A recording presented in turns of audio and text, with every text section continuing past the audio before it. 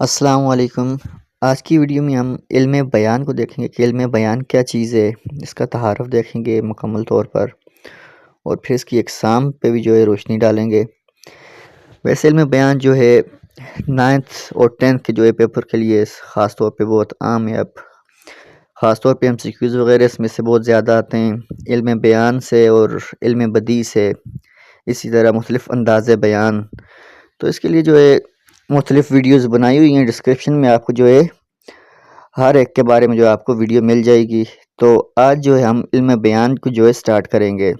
اگر آپ کو مکمل جو ہے نوٹس یہ چاہیے تو آپ جو ہے مکمل ویڈیو دیکھیں، اس میں طریقہ بھی بتایا ہوا ہے میں نے کس طرح آپ کو جو یہ نوٹس مل سکتے ہیں۔ تو چلیں سٹارٹ کرتے ہیں۔ علم بیان، علم بیان سے مراد مجاز کے ایسے قواعد، مجاز کہتے ہیں حقیقت کے الٹ مطلب کیا آ جاتے ہیں، مجازی معنی جو ہوتے ہیں۔ تو علم بیان سے مراد مجاز کے ایسے قواعد اور ضوابط کا علم ہے جن کے ذریعے ایک بات کو معنی کے لحاظ سے مختلف طریقوں سے ادا کیا جا سکے۔ مطلب کہ معنی کے لحاظ سے ایک چیز کو ہم کئی طریقوں سے مطلب کہ بیان کرتے ہیں، اسے علم بیان کہتے ہیں۔ اس کا مقصد کلام یا بیان میں مطلب جو چیز ہم بیان کرتے ہیں اس میں تاثیر مطلب کہ اثر پیدا ہوتا ہے۔ اچھا، میں نے ہر مطلب کہ جس چیز کی تعریف کی، کوئی مشکل لفظ آئے تو اس میں بریکٹ کے ساتھ جو ہے اس کے میننگ بھی لکھے ہوئے ہیں۔ اسی طرح اشعار کے نیچے مثالیں آئیں گی، اس میں بھی جو ہے مشکل الفاظ کے ساتھ میننگ جو ہے لکھے ہوئے ہیں، تو وہ دیکھتے ہیں آسانی کے ساتھ آپ کو جو ہے اس نوٹس میں جو ہے آپ کو سمجھ آ جائے گی۔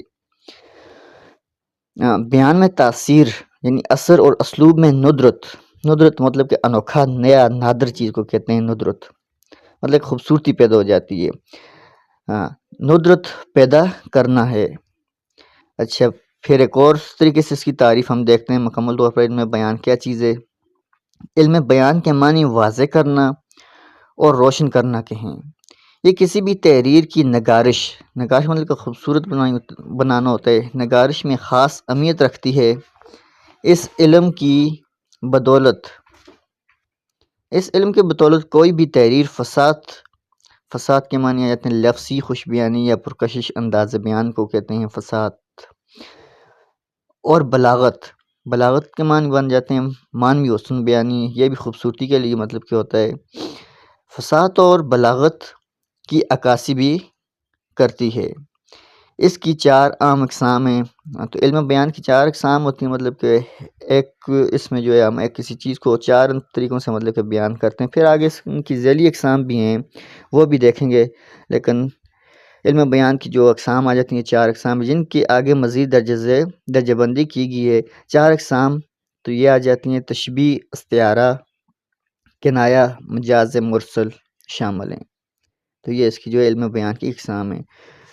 تو نیکسٹ ویڈیو میں ہم جو ہے تشبیہ دیکھیں گے، مطلب کہ آپ کو ڈسکرپشن میں لنک بھی مل جائے گا تشبیہ کا، استعارے کا، کنایہ کا، مجاز مرسل کا، اسی طرح پھر اس طرح علم بدیع کے بارے میں بھی جو ہے آپ کو مل جائے گا۔ تو اگر آپ کو یہ نوٹس مکمل طور پہ چاہیے تو اس کے لیے آپ نے جو ہے اسکرین پہ آپ کو نمبر بھی شو ہو رہا ہوگا، واٹس ایپ پہ میسج کر کے آپ جو ہے اچھا، ہم کسی چیز کو مختلف انداز سے کس طرح بیان کرتے ہیں، جس طرح ہم کسی کی بہادری کو بیان کرنا ہو تو ہم پہلے کہہ دیتے ہیں کہ علی بہادر ہے، یہ ایک انداز آ گیا۔